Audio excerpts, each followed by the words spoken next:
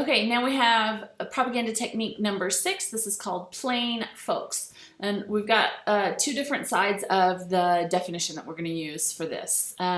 So one is this idea of having an average Joe, an ordinary person who speaks and dresses like ordinary people, does the kind of things that every ordinary person does. Now that doesn't sound like it's very hard to do if you are in fact an ordinary person, but I think it's clear that a lot of messaging that that people want to be persuasive is not actually coming from an average person. It's coming from some type of an elite person, like for example a politician or the head of a company, somebody who's rich, who has a different educational background than the people that he's trying to appeal to. And so he's going to use this technique, plain folks, in order to convince his audience that he's really just the same as they are, and that that he has their interests at heart. I like that in this definition right here, this also emphasizes that the propagandist might attempt to increase the illusion through imperfect pronunciation, stuttering, or limited vocabulary. So, for example, if you're a propagandist who visits the countryside, you might adopt a country accent, and you'll see lots and lots of people do this. And some people do it sort of accidentally, like me. But in order to attempt to look like all of the, that's my lovely assistant in there, sorry, he's talking to us a little bit. In order to look like the common people, they'll adopt this country accent. So you might hear me talking like this if I were to try to appeal to people who come from my native town. The rest of the time, my accent has changed. A good example of this that you might have seen all the time, if you'll notice when you watch the television, a lot of times you see the Moroccan king dressed in a business suit, and he's got a tie and he looks like a Western person. But on the times when you see on the news that he is visiting the countryside, he's up in the Atlas Mountains, you'll see that he's wearing a jilaba. And so that gives him a friendlier reception, and makes the people feel like he's really, on their side. He's a common guy. He's a regular Moroccan.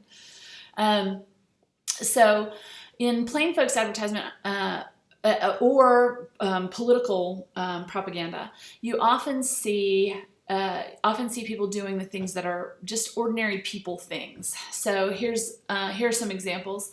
We see, oh, it didn't come out very clear. We see this picture of Obama, and he's eating in a diner, and this is not a fancy restaurant, in spite of the fact that Barack Obama is the president and he's a really rich guy. He's eating in the same kind of diner that you and I would eat in if we don't have very much money. And here, I know in Morocco this might not be the most typical thing to be doing, but he's visiting Ireland, and therefore he's doing a cheers with their local beer, and just being one of the normal people who hangs out there. And here's another one, Obama kissing a baby, and we're going to find out actually politicians really love to be pictured kissing babies because of course everybody loves babies. So I just happen to have one. So everybody loves babies, and so being seen kissing babies is just the world's most typical, regular thing to do. It makes you seem like a nice guy, an ordinary guy. So here we have just tons and tons of other politicians. Here they are kissing their babies.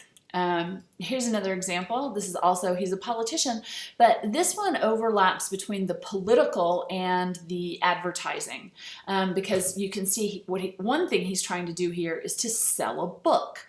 But this person happens to be a politician, so he also sort of advertises himself. And the title of his book is God, Guns, Grits, and Gravy. Now, God maybe appeals to everybody. Guns particularly appeals to rural people. But here's where you get really, this is plain folks, because grits is a Southern delicacy. Its history is actually, it is the food for the poorest people in the country are the ones who eat grits. So every time a politician visits the South, they'll make some big show of eating grits and saying how much he loved the grits when he was down South. And that makes him seem like a really regular person. He eats this peasant food. Gravy's quite like that as well. So they use terms like real America, which really means rural America, and that helps them to connect with people who live in the countryside, because of course people who are CEOs of companies, people who write books, people who are politicians are much more likely to be raised or educated or working in cities. So they have to convince more rural people by using this plain folks technique. And they often mention local foods like grits or the local sports team. That's another really common one. Plain folks.